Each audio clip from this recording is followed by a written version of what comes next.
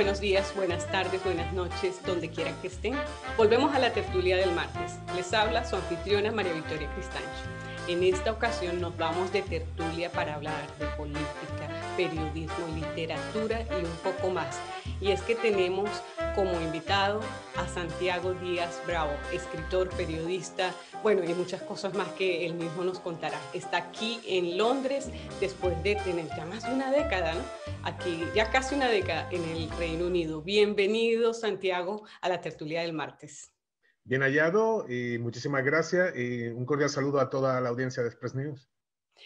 La tertulia del martes aquí también, porque sí, estamos en nuestra casa de Express News. Santiago, cuéntanos un poco de dónde viene eso del periodismo, la escritura y eso para empezar, porque Santiago es de una región que en Latinoamérica es muy querida, en las Islas Canarias. Sí, muy unida, sí. Sí, y bueno, ¿qué hace un canario en Londres? Bueno, pues yo fui una de las víctimas de la crisis económica de España de 2008. Yo, pues, durante toda mi vida pues, trabajé como periodista. El sector de la prensa a nivel mundial, pero en España especialmente, sufrió la crisis, me atrevería a decir que más que otros sectores. Y a pesar de informar de todo ello, era del que menos se sabía, pero evidentemente los periódicos cerraban a diario, las cadenas de televisión, de radio, porque bueno, era una situación insoportable, porque realmente el mundo de la prensa sufrió dos crisis, ambas sobrevenidas.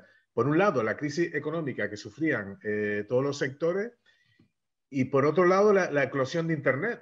La eclosión de Internet que dejó a la prensa bueno, en pañales, sin saber qué hacer, sin saber qué modelo de negocio, a qué modelo de negocio debía acogerse. Y bueno, aquello fue una situación tremenda. Yo llegué a ser director de un periódico donde los últimos meses pues la plantilla no cobraba. Fue una situación realmente escalofriante, espantosa. Y bueno, y terminé pues por quedarme sin empleo como tantos miles de colegas. Entonces, pues a través de un buen amigo en Londres, viendo bueno, que en aquel momento era imposible, era el año 2011 ya, en aquel momento era imposible encontrar un trabajo medianamente decente en España, pues un amigo londinense pues me llamó, me dice, bueno, él trabaja en una organización internacional, me dice, bueno, aquí necesitamos gente para el departamento de español, ¿no? Un poco pues para revisar documentos, revisar traducciones, revisar... Y bueno, si te quieres venir, haces una prueba, lo peor que puede pasar es que estemos aquí un par de semanas de vacaciones, visitando pubs y bueno, y visitando la ciudad. Bueno, para acá que me vine y pasé la prueba, y me ofrecieron un contrato en principio de 15 días, que era lo que yo pensaba. Y dice, bueno, pues 15 días, 15 días. Es mejor que nada, y en cualquier caso, pues bueno, tampoco tengo nada mejor que hacer en España. Y a esos 15 días se sumó un nuevo contrato de 15 días, luego un contrato de un mes, luego un contrato pues de 2 meses, 3 meses, y bueno, y llevo así ya pues casi una década. Entre medias, incluso, pues, bueno, conocí a la que hoy es mi esposa, que es británica. O sea que, bueno, ya ves cómo en ocasiones una crisis, para algunas personas, en cierto modo, en el caso mío, pues se convierte en algo positivo, o al menos en la botella medio llena. Sí, Porque sí es cierto que una de mis principales sueños era poder escribir novelas, poder escribir más allá de lo que había escrito en un periódico, de lo que me siento muy satisfecho, me enorgullezco mucho, pero bueno, mi vocación siempre había sido pues la literatura. Y probablemente con mi vida anterior de periodista, que como tú bien sabes, el periodismo no es una profesión, el periodismo es una forma de vida, el periodismo te ocupa las 24 horas del día. Entonces, con aquella forma de vida, me veía incapacitado de escribir literatura, de dedicarme a la literatura. Es cierto que muchos años antes había escrito un libro, en el año 2000, si mal no recuerdo, mi primer libro, una novela que se titulaba 4 días antes del final. Pero bueno, haciendo unos esfuerzos inmensos para poder acabarlo. Y claro, yo, en cierto modo, de aquella crisis de 2008 espantosa, cuyos efectos todavía se sienten en España, de aquella crisis espantosa, pues entiendo que pude sacarlo mejor y afortunadamente me adapté, ¿no? Hoy está muy de moda la palabra resiliencia, ¿no? Que es un poco pues, la capacidad de adaptarse. Pues bueno, fue lo que yo hice y aquí sigo y bueno, y muy bien, la verdad estoy contento. Me gusta Londres, me gusta vivir en Londres y bueno, y tengo lo que quiero y lo que necesito. O sea que no... Fantástico. Bueno, vamos a ir hablando un poco más de eso, porque no vamos desde el comienzo. Para los amigos tertulieros, les recordamos, estamos con Santiago Díaz Bravo, periodista, escritor, novelista y mucho más. Así es que, bueno, primero y principal, ¿cómo es eso? ¿Cómo se te metió en la vena eso del periodismo? Y cuéntanos un poco de esa vida en las Islas Canarias, que para muchos es así como el ideal, sobre todo cuando ahora se acerca a estos fríos invernales en Inglaterra. Bueno, está mal que lo diga, pero tienes toda la razón. Las Islas Canarias es un lugar magnífico, es un lugar magnífico. No creo yo convertirme aquí en un hombre anuncio, pero es la verdad. Yo creo que muchos lo conocen. En el caso de las Islas Británicas, pues van millones de personas cada año. Y es verdad que es una curiosa mezcla, una entrañable mezcla entre Europa y Latinoamérica. De hecho, los canarios hablamos un poco como cubanos, cosa que a mí me encanta. ¿Sabes? Muchas de nuestras palabras, como la palabra guagua, por ejemplo, que no sé si la conoces, Sí, se claro. utiliza solamente en Cuba y en Canarias, no, llamando al autobús. Tenemos muchas vinculaciones por la inmigración. De hecho, es raro el canario que no tiene o ha tenido familiares vienen Venezuela, vienen Cuba. Y es un sitio magnífico.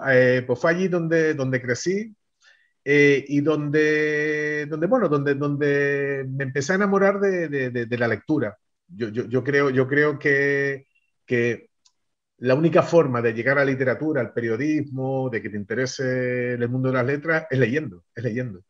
Bueno, en mi casa había muchos libros, se leían revistas, se leían periódicos. Bueno, entonces, claro, yo crecí en un entorno donde las letras estaban siempre presentes. ¿Había Me algún encanta. libro de niño que te ha marcado todavía? Porque a mí me marcó y les voy a contar a los amigos un libro que a una niña de 12 años no le parecía, no era muy periodista, muy de una niña. Era la historia de Carlos, el último chacal venezolano. Así es que, ¿qué libro te entusiasmó a ti en ese Bueno, a mí juvenil? la verdad es que en aquella época de niño, libros sobre terroristas, pues no. Hoy sí, hoy me apasiona, hoy en día me apasionan, de hecho incluso escribo de ellos, pero para aquel entonces no. Bueno, yo era mucho de cuentos infantiles y también reconozco una cosa, yo en cierto modo llegué a la literatura a través de las narraciones orales. No sé si recuerdas que por aquel entonces era muy habitual los discos con cuentos. Ah, qué lindo. Sí, sí, claro. Sí, y yo recuerdo que en mi caso era prácticamente obligatorio cada Navidad, cada Reyes, cada cumpleaños, que me regalaban discos de cuentos, ¿no? No sé si duraban pues 10 minutos, 15 minutos, y yo escuchaba cuento tras cuento, tras cuento, tras cuento. Luego, en mi casa yo cogía todo tipo de libros. Algunos no eran de literatura propiamente infantil, pero bueno, los leía incluso a trozos. Luego también, por aquel entonces, empecé a convertirme en un apasionado del cómic. Leía, pues, bueno, los españoles recordarán, pues, por ejemplo, Mortadelo y Filemón, Tebeo, todas aquellas historias. Me encantaba el Capitán Trueno, el Jabato, poco después Asterix, Obelix, fue un poco así. Y luego, pues bueno, pues sí, recuerdo libros de literatura infantil como Los Cinco, bueno, lo habitual. Pero luego hay una cosa que realmente, cuando realmente empecé a leer en serio, digamos, lo que empecé a leer primero fue prensa, fue prensa. Yo recuerdo que por aquel entonces bueno, había un periódico que llegaba cada día, mi familia estaba suscritos y llegaba cada día a mi casa, que era el periódico El Día, pues bueno, pues bueno no había internet, evidentemente, pues nos lo turnábamos, nos lo mirábamos, no, eso ya desde que era niño. El que luego llegaste a ser muy importante, ¿no? De ese periódico. Bueno, sí, luego curiosamente, yo recuerdo que el periódico El Día lo traía un señor que se llama Miguel. Por aquel entonces había un señor que lo llevaba casa por casa, ¿no? Era como el pan, era muy entrañable, Van a magnífico. la casa, sí. Sí, era magnífico. Entonces, pues bueno, pues y luego era la guerra, ¿no? Porque luego más o menos se establecía en la casa el horario en el que cada cual leía el periódico, ¿no? Y curiosamente, muchos años después, acabé trabajando en ese periódico durante muchos años, ¿no? Llegué a ser el redactor jefe y bueno, tengo un recuerdo, bueno, tengo muchos amigos, un recuerdo entrañable de aquella época. Y recuerdo que por aquel entonces empezó a llegar la prensa nacional, era ya pues la época del intento de golpe de Estado de Tejero y bueno, digamos que era la época un poco dorada del periodismo español, era después del franquismo, había nuevos medios. Y recuerdo que uno de los nuevos medios que había era el periódico El País, el periódico El País. Pero por aquel entonces, el periódico El País, como el resto de la prensa nacional, no llegaba a Canarias el mismo día, llegaba al día siguiente o a los 2 días, y al día siguiente o a los 2 días por la tarde. Entonces era curioso cómo, recuerdo, bueno, un primo mío se suscribió y tenía que iba yo a buscarlo cada día bueno, a la librería donde lo vendían en La Orotava, en mi pueblo. Y aquello a mí me fascinaba, ¿no? Me fascinaba. Claro, por aquel entonces no existía internet, con lo cual las noticias eran igual de actuales que si las hubiese leído aquel día. La lectura, de hecho, la noticia es noticia porque uno la lee, si no, no es noticia. Exacto, esa es la perfecta definición. Y era así, y era así. Y el mundo ha cambiado mucho desde ese punto de vista, ¿no? Luego, y claro, a través de ahí, pues empecé a escribir, a participar bueno, en concursos de redacción. Recuerdo que en mi colegio se creó una biblioteca y pidieron voluntarios, tanto para que llevasen libros de casa, como para que un poco hiciesen fichas de los libros, ¿no? Y bueno, yo con un amigo, pues nos pusimos por obra, pues encargarnos de aquella biblioteca y bueno, la verdad es que lo disfruté muchísimo. Y un poco me empecé a enamorar bueno, de contar historias, de leer, sobre todo de leer. Yo siempre digo que como decía Borges estaba más orgulloso de lo que había leído que de lo que había escrito. Y en cierto modo yo creo que nos pasa a todo lo que nos hemos dedicado bien al periodismo, bien a la literatura, ¿no? Claro. Pasa lo mismo un poco con el periodismo, ¿no? Que uno cuando lee un reportaje en un periódico, bueno, o un documental o lo que sea, pues un poco lo hace suyo, ¿no? Digo, wow, qué maravilla de artículo, qué maravilla de reportaje, ¿no? Pues un poco con la literatura es un poco así lo mismo, ¿no? Un poco, uno siempre está al tanto de lo demás, ¿no? Mira, y una cosa, la familia, ¿qué decía a esas inclinaciones tuyas? Porque obviamente el periodismo, con el periodismo nadie se hace rico. En las familias, sobre todo en nuestras tradiciones, quieren médicos, quieren ingenieros, quieren abogados, pero periodistas. Bueno, a mí mi caso era especialmente complicado porque sabes que en España, aunque no es obligatorio tener el título de periodista para trabajar en un medio, de hecho, con el paso de los años entiendo que obligar a alguien a tener un título de periodista para trabajar de periodista me parece absurdo, sinceramente. Y hablo ya desde la experiencia. Eh, pues bueno, en mi caso, por aquel entonces solamente había 4 facultades de periodismo en España: Madrid, Barcelona, Bilbao y había una privada en Navarra. Y bueno, y me tuve que ir a Madrid, con lo cual era aún más complicado. Pero bueno, afortunadamente mi familia me apoyó en todo momento y para allá que me fui. Por aquel entonces era muy fácil conseguir trabajo de periodista, eso sí es cierto. Yo recuerdo que en el cuarto año de mi carrera ya me ofrecieron trabajo, me ofrecieron dejar la carrera un año antes y empezar a trabajar. preferí acabar y creo que hice bien. Y luego inmediatamente cuando acabé la carrera, pues fue, pues no sé, acabé la carrera en Madrid un viernes y el lunes siguiente estaba trabajando ya de redactor, ¿no? en un periódico. Y lo mismo le pasaba a todos mis compañeros, ¿sabes? Por aquel entonces, digamos que el 90 y pico% de la gente, bueno, había espacio en los medios de comunicación en España. Y claro, la situación, evidentemente, el mercado empezó a saturarse, el mercado laboral del periodismo. Eh, los medios empezaron a cortar plantillas, pero bueno, esto ocurrió pues como 20 años más tarde, ¿no? Algo, 15 años más tarde, ¿no? La cosa varió. Pero evidentemente quien quiera ganar dinero, pues no es el... Yo tuve suerte porque, bueno, en los diferentes medios que estuve, pues llegué a puestos directivos y es verdad que evidentemente el salario es mayor, pero en ningún caso es comparable con el de otras profesiones que me has citado ahora mismo, ¿no? Eso... Y ahora, con el tiempo, ¿alguna vez te arrepentiste de irte por esta vía o todavía sientes que fue la ruta perfecta para ti?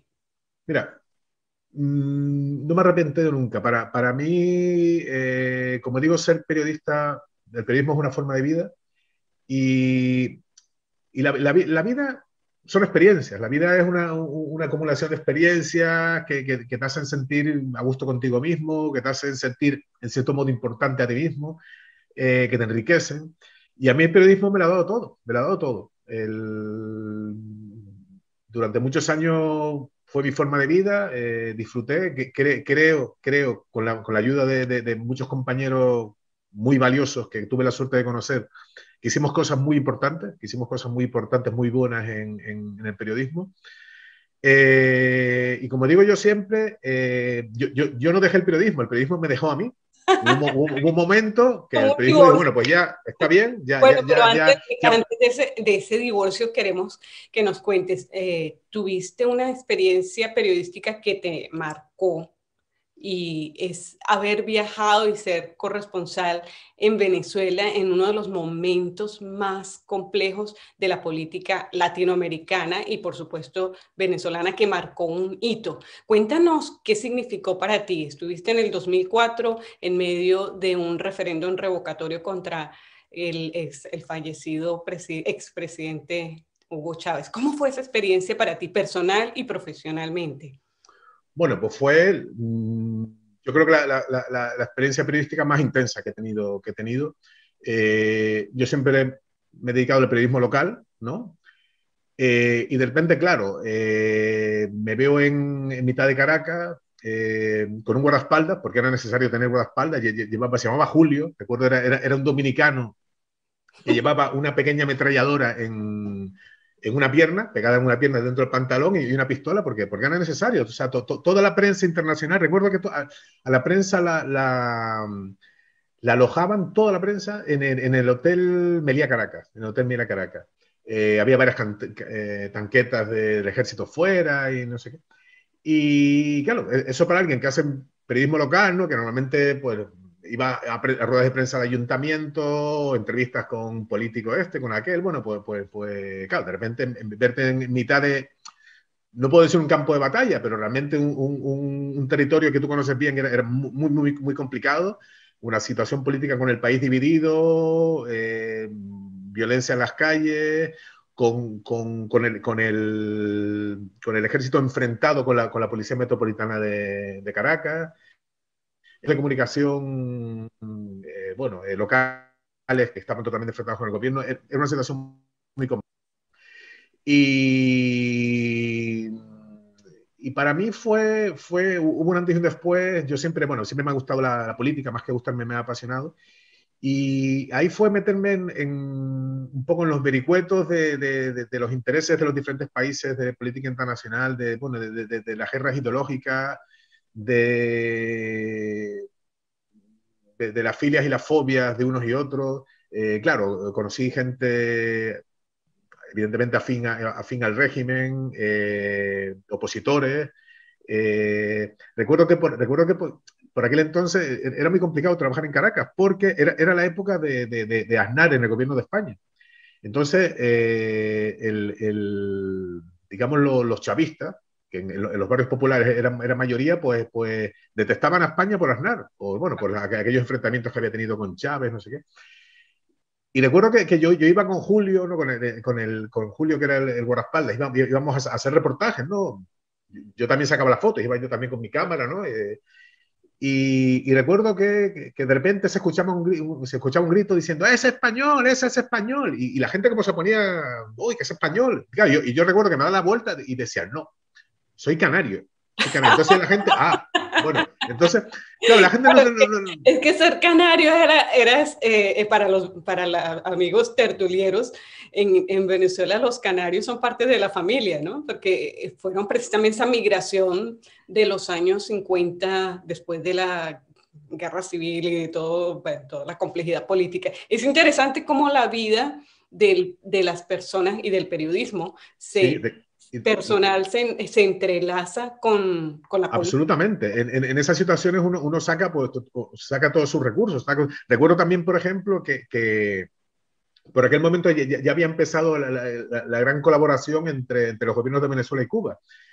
Y recuerdo que había, digamos, con varias cadenas de seguridad en el Palacio de Miraflores, que era la residencia de Hugo Chávez, y para poder llegar a Hugo Chávez llegaba un momento que uno abandonaba Cuba, abandonaba Venezuela y entraba en Cuba, porque era llegó un momento que eran todos cubanos, era toda, no, es que decías, bueno, es que querría entrevistar al presidente, a usted no le importa, no sé qué, y tenías que conversar a un cubano. Ese cubano se lo comentaba a otro cubano, tenías que hablar con el siguiente cubano.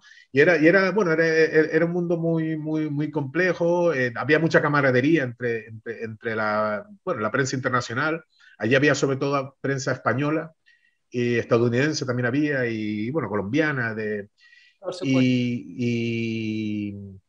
y bueno, fue muy interesante, fue muy interesante. ¿Qué aprendiste? ¿Qué aprendiste de esa época y qué te quedó? Bueno, pues en cierto modo aprendí lo complicado que es explicar a gente de otro país la realidad de un país en concreto. Es cierto que en un par de semanas pues uno tampoco es capaz de comprender al 100% la realidad de un país, ¿no? Pero bueno, sí es verdad que me había documentado mucho, ¿no? Llevaba años siguiendo el tema venezolano. Pero aún así es muy complejo porque, claro, las cosas no ocurren porque sí. Las cosas no ocurren porque sí. Los procesos siguen un curso, tienen un origen.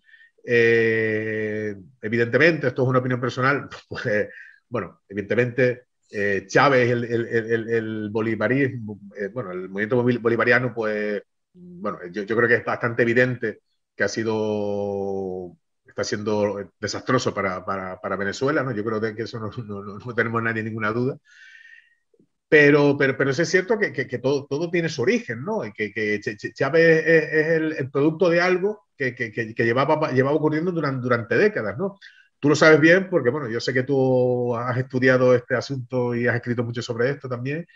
Entonces, claro, eso explicarlo en unas pocas páginas, en unas cuantas crónicas, pues es complicado, ¿no? Porque en cierto modo tienes que optar por limitarte a explicar lo que ocurre ese día, pero en cierto modo tienes que dejar de lado lo que son los acontecimientos del pasado que han llevado.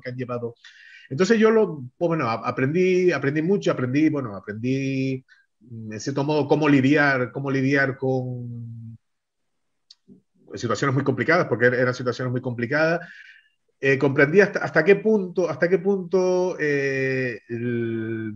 la amabilidad, un poco utilizar el poco encanto personal que uno puede tener, pues ayuda mucho, incluso en estos altos niveles de la política.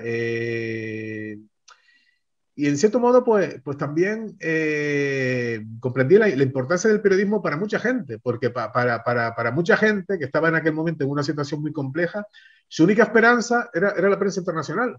Era que sus voces se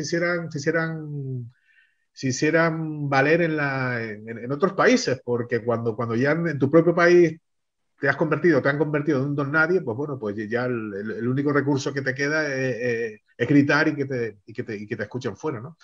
Para mí, en cualquier caso, fue una experiencia, bueno, muy enriquecedora, como digo, pues la más intensa de mi etapa periodística. Y, y bueno, y de hecho he utilizado mucha de esa experiencia para incluso para mis novelas y para... Bueno, de eso vamos a hablar ahorita. De eso vamos a hablar. Bueno, les recordamos a los amigos de la tertulia, estamos con Santiago Díaz Bravo, periodista, escritor, cronista y buen conversador. Y además, pues recuerden, estamos aquí en nuestras redes sociales de la Tertulia del Martes, estamos en Facebook de Tertulia en Tertulia, estamos en Instagram Tertulia del Martes, estamos en YouTube, que es nuestro centro de emisión con la Tertulia del Martes, y por supuesto estamos en nuestra casa de Express News, que se transmite en vivo todos los martes en horas de la tarde, 4 o 5 de la tarde, así es que estén pendientes. Y por supuesto, acompañándonos aquí hoy nuestro querido Santiago. Santiago, ahora sí, llegas del periodismo y de repente la crisis política en España, todo eso te lleva a retomar ese sueño de escritura, ya con un libro publicado antes, pero de repente toda esta complejidad de cosas, llegamos y vamos, como dice, rapidito corremos hasta los años 2020, 2019, 2020, y publicas tu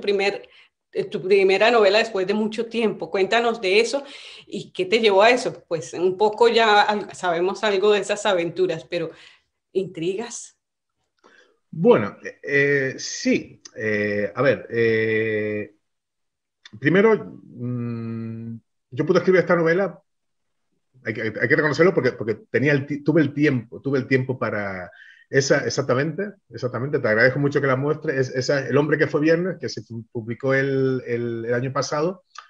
Los amantes de la literatura británica sabrán que, bueno, que el título está medio robado de una novela de Chesterton, de Man That Was Thursday, el hombre que era, el hombre que era jueves.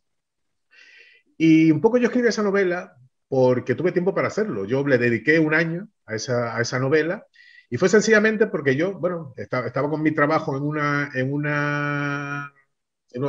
donde aún sigo trabajando, en una organización internacional en el Departamento de Español.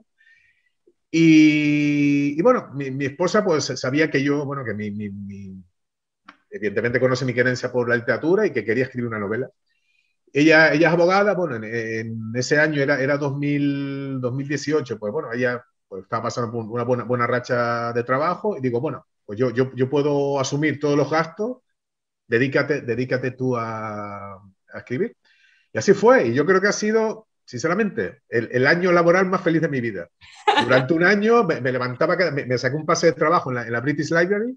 Durante un año me levantaba a las 7 de la mañana, desayunaba, cogía el metro, me iba a la Biblioteca Británica y estaba ahí hasta las 5 o 6 de la tarde escribiendo mi libro, como si fuese un trabajo.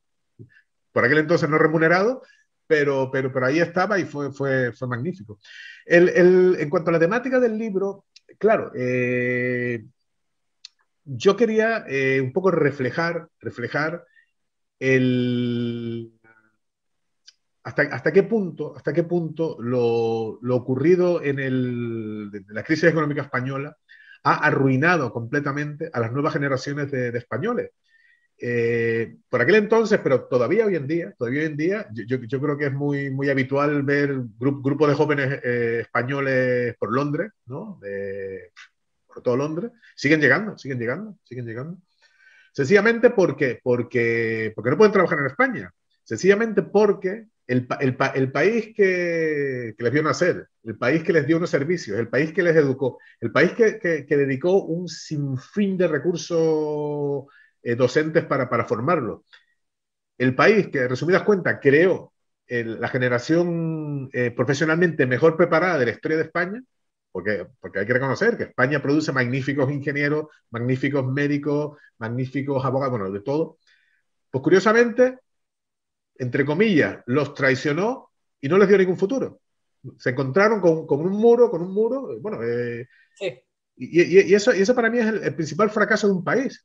Claro. Cuando un país a las nuevas generaciones no les puede ofrecer un futuro, ese país fracasa. A ver, Totalmente. yo soy un poco una rara avis, porque yo me vine con 43 años a Londres, no es el caso, pero también porque Estaba ese jovencito, no tema, digas eso, ¿eh? que estaba jovencito.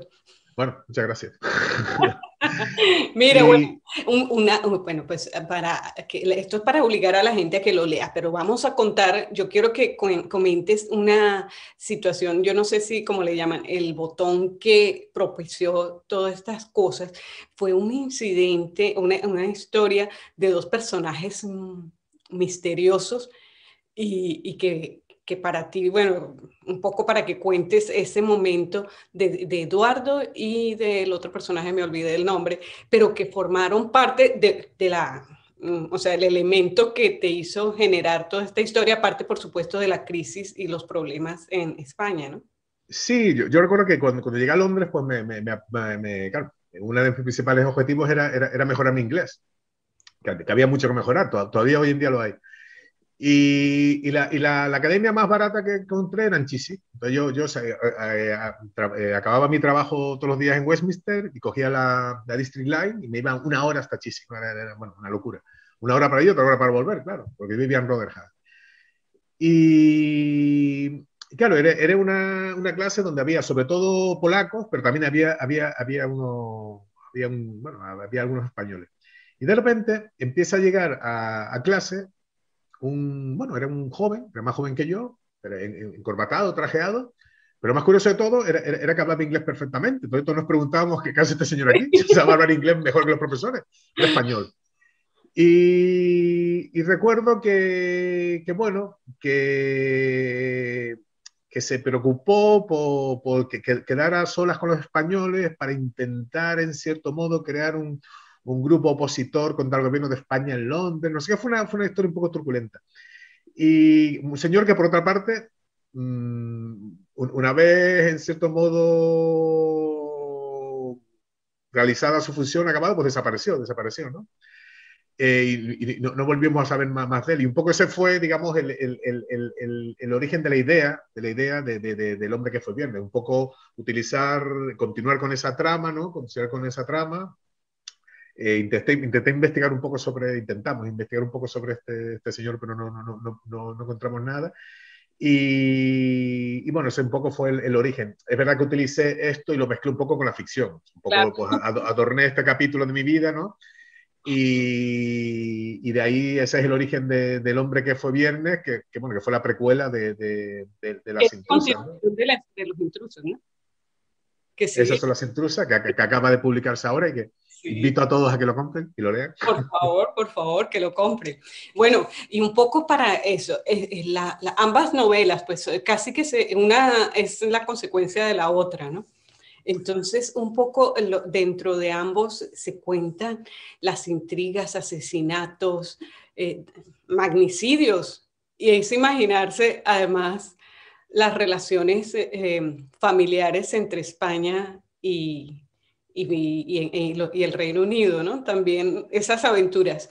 Cuéntanos, ¿hoy aún sueñas con continuar esas intrigas políticas en tus novelas? Es complicado porque es evidentemente el hombre que fue viernes tiene un principio y un final, pero daba la opción de continuar con una historia que yo realmente ya la tenía planeada desde que empecé con el hombre que fue viernes. Yo daba por hecho que el hombre que fue viernes tenía que tener una continuación y la ha tenido que las intrusas, que también lo tengo aquí. Sin duda. Que también lo tengo aquí. Y, pero bueno, en principio, bueno, ya estoy trabajando en otros proyectos literarios, pero no, en principio vamos a dejarlo aquí. Eh, Creo que las intrusas pues un poco plantea. En alguna entrevista me han preguntado si es un manual político. Yo, bueno, en ningún caso, no es ningún manual político.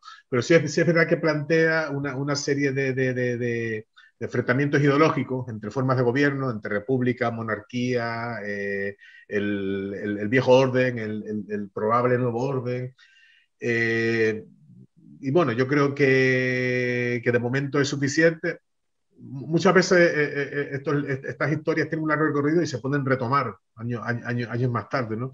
Pero es cierto que ahora mismo estoy embarcado en otro proyecto literario que espero que vea la luz el próximo año.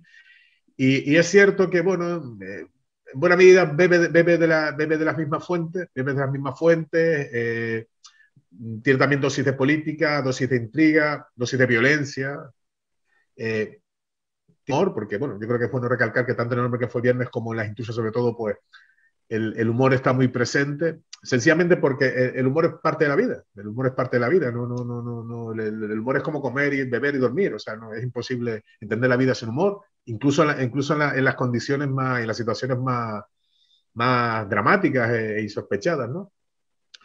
Pero bueno, yo creo que de momento vamos a dejar que los espero miles y miles de lectores tengan tiempo para digerir el hombre que fue y viene y las intrusas y le daré un pequeño descanso a esta historia, a esta larga historia de política e intrigas bueno, para enfrentarme a otros proyectos literarios que yo creo que va a ser, bueno, Que va a ser diferente, pero muy interesante y muy sorprendente, yo creo.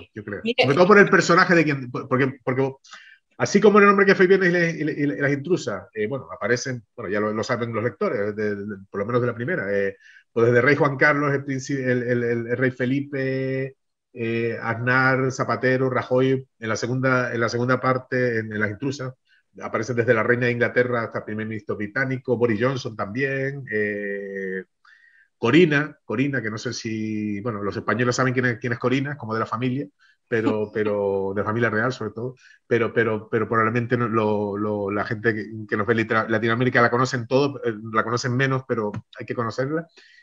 Y bueno, también en mi siguiente proyecto literario, pues también se va a centrar en concreto en un personaje muy famoso que, bueno, lo utilizaré para crear ficción alrededor de él.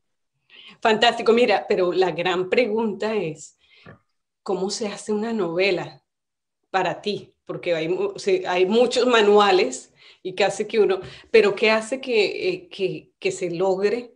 Se puede uno sentar y ¡pum! Y sale la novela. ¿Qué hay detrás para lograr eso? Bueno, yo para empezar empiezo derrumbando un mito. O sea, la inspiración, no sé, unos días me puedo sentir mejor, me puedo sentir peor para escribir, pero una novela nace, como tú bien dices, de sentarse en un escritorio y pasarse horas y horas. El trabajo de novelista tiene más que ver con el de albañil que con el de poeta, porque el trabajo de novelista es empezar a armar una casa ladrillo por ladrillo sin que se caiga. Y eso es muy laborioso. Un novelista es un artesano de la palabra, de las historias, y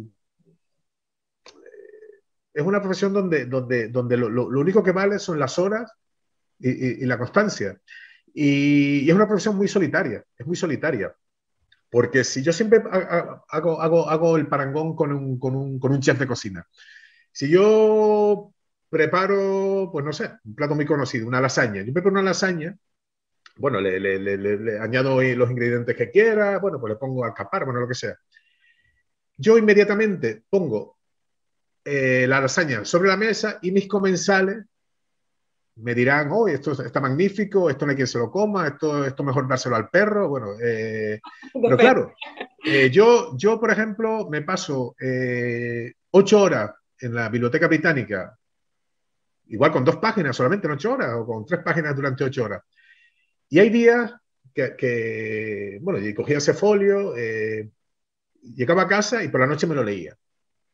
Y hay días que después de leerme ese folio, me miraba en el espejo y me decía, bueno, pero es que soy el nuevo Cervantes.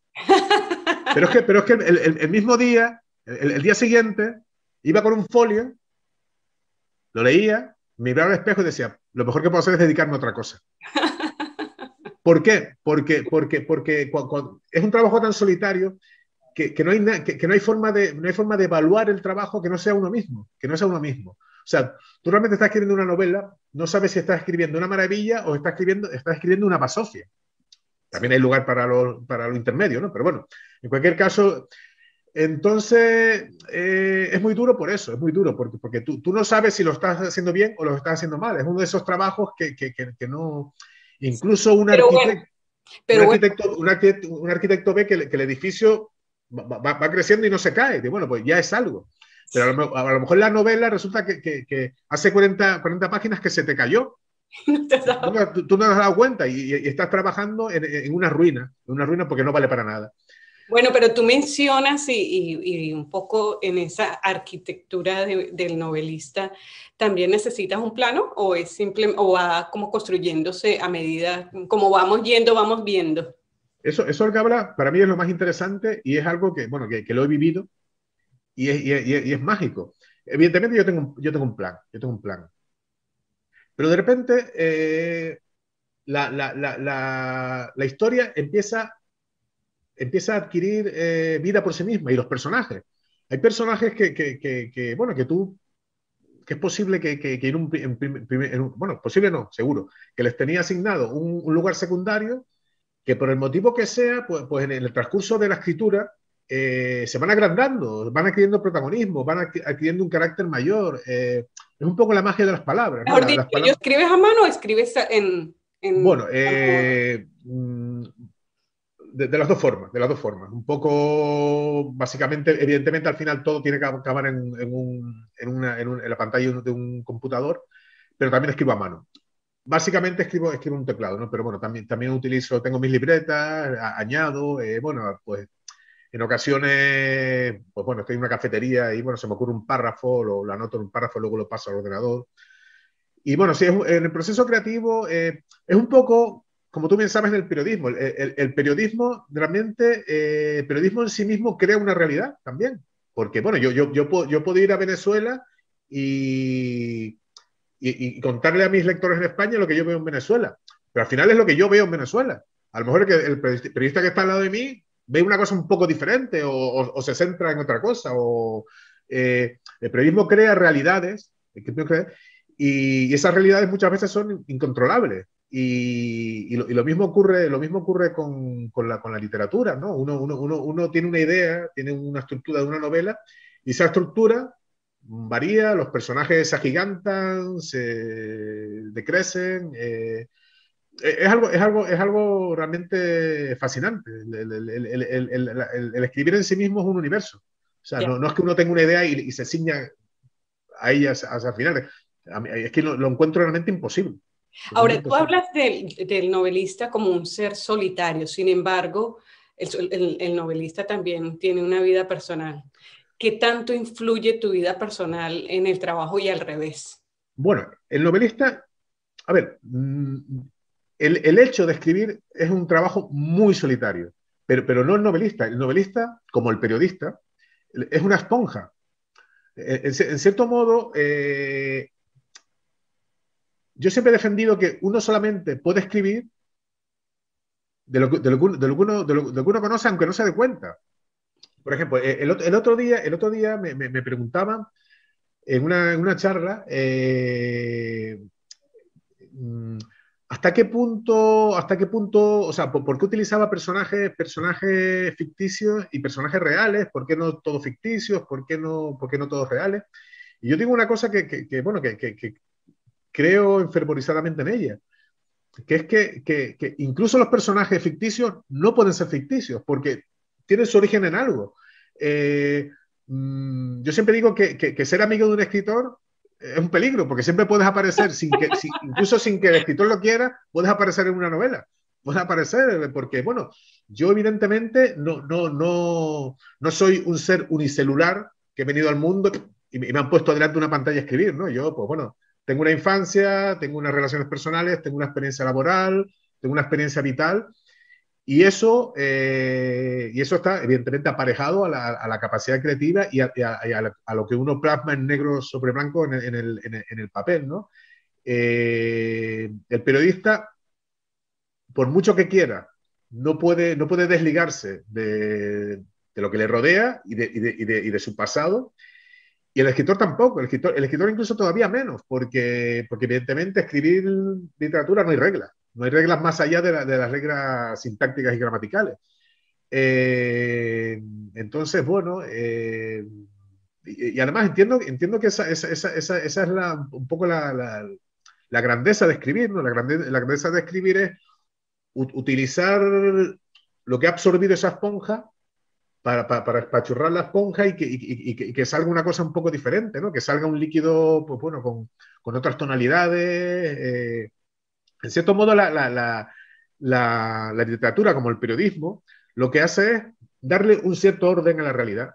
El periodismo trata de que ese orden de la realidad se circunscriba se circunscriba a unos hechos y la literatura realmente se crea un nuevo orden, pero en cualquier caso un orden que solamente puede provenir de la realidad, de lo que nos rodea, ¿no? Entonces tú hablas así como quien dice, podríamos hablar que el novelista es el dios de sus novelas, Bueno, creador y... el novelista es un dios. El novelista es un dios porque hay personajes en Las Intrusas o en El hombre que fue viernes que hubo un momento que decidí matarlos. Los maté. Los Como un mataste, dios. asesino. Sí, es Asesino. verdad, es verdad. Decidí que unos fueran felices y que otros fueran unos desgraciados. He decidido que unos se enriquezcan y que otros no. En cierto modo es lo que hace un Dios todopoderoso, porque incluso es que no les doy capacidad de decidir. Es verdad, como decíamos antes, que adquieren una cierta vida propia, pero la decisión final es siempre del escritor. Esa es una gran diferencia con el periodismo. En el periodismo, evidentemente, uno no se puede tomar esas libertades, pero aquí sí, el novelista una deidad absoluta que un poco pues crea personajes a su antojo y hace con ellos lo que le da la gana. E incluso tanto en El hombre que fue viernes como en Las Intrusas, me permito incluso cambiar la historia de la humanidad. Cambiar la historia de la humanidad, pues yo, ya ves, un modesto periodista que ahora trabaja revisando documentos, de repente, ya ves, me siento en mi escritorio y cambio la historia del mundo. Y eres un Eso es mágico, Dios, pero ocurre en los bueno, libros. mira, en esta última etapa vamos a hablar del Dios del hogar. ¿Cómo es eso en esa combinación? ¿Cómo es el día a día? Aparte de ir todas las mañanas a la biblioteca más importante de Londres, the British Library, este centro tan especial. Pero ¿cómo es la vida de Santiago Díaz Bravo en casa con su musa, Chloe? Bueno, realmente, ahora mismo yo la British Library fue durante un tiempo, ahora mismo compatibilizo la British Library con mi trabajo normal en la organización internacional, porque bueno, tampoco, porque del periodismo no se puede vivir, pero de la literatura tampoco, casi peor, es casi peor. Entonces, con lo cual, pues bueno, no. Y pues bueno, pues es una vida en la que es una vida muy normal, la verdad es que no, pues durante la semana pues trabajando, ahora afortunadamente, bueno, esa es mi opinión, pues trabajando 3 días desde casa, ahora después de la pandemia, pues bueno, en mi organización pues ha implantado el teletrabajo y bueno, pues trabajo 3 días desde casa, 2 días en la oficina, arañando tiempo para escribir, que suele ser, pues bueno, pues muchas veces por la tarde 1 hora, por la mañana temprano otra hora, los fines de semana en la medida de lo posible, porque evidentemente, pues bueno, uno no puede dejar de lado, pues bueno, las actividades sociales tampoco, ¿no? Porque bueno, eso también es la vida, ¿no? Y también es importante para escribir, ¿no? No perder el contacto con la realidad. Y es un día a día, pues un poco, pues, bueno, pues la vida de un escritor realmente es más bien tirando aburrida. O sea, digamos que todas las cosas divertidas, las deja para los libros, ¿no? Pero bueno, pues un poco, pues, entre Cocina. semana, pues, estar en casa, los fines de semana, pues salir un poco a cenar con mi mujer o, bueno, quedar con amigos, bueno, un poco más. Cocinas, lavas, planchas, ¿cómo es la cosa en la casa? ¿Quién manda en eso? Bueno, pues sí, cocino, dentro de mis escasas habilidades cocino limpio. Bueno, sí, hay una división de funciones. Pero bueno, yo realmente creo que Eso no te preocupa. escribo medianamente bien, pero el resto de las cosas las hago medianamente mal. Con lo cual, bueno, yo siempre clamo por la magnanimidad de la otra persona para que, bueno, que acepte que las pocas habilidades e ingenio que pueda tener, pues prefiero ponerlas aquí. Y bueno, lo demás intento salvar los muebles, ¿no? Bueno, qué felicidad. Tuvimos una tertulia maravillosa de literatura, periodismo y muchas reflexiones de todos estos procesos y muchísimas gracias por habernos acompañado, Santiago. Pero antes de que te vaya, muéstranos tu tacita. Bueno, pues mi tacita, yo como ven, aprovecho, la pongo aquí si quieres, aprovecho exactamente, es la portada. Dentro de los elementos de marketing del hombre que fue viernes, pues una de las cosas que se hizo fue una taza con la portada del hombre que fue viernes, que es una portada maravillosa, ¿sabes? Muy linda, sí. La puedo comprar en todas las librerías. Espero que pronto haya también una taza con las intrusas. Y bueno, no solamente es mi taza preferida, sino que he obligado a toda mi familia a que sea su taza preferida. Está la casa llena de tazas. Está un poco hartos de la novela, hay que reconocerlo. Pero bueno, fueron ellos quienes me animaron a escribir, por lo cual, nada, son las consecuencias de ello. Bueno, muchísimas gracias y a nuestros amigos de la tertulia los invitamos a una nueva tertulia la próxima semana. Gracias. Muchas gracias a ti. Hasta luego.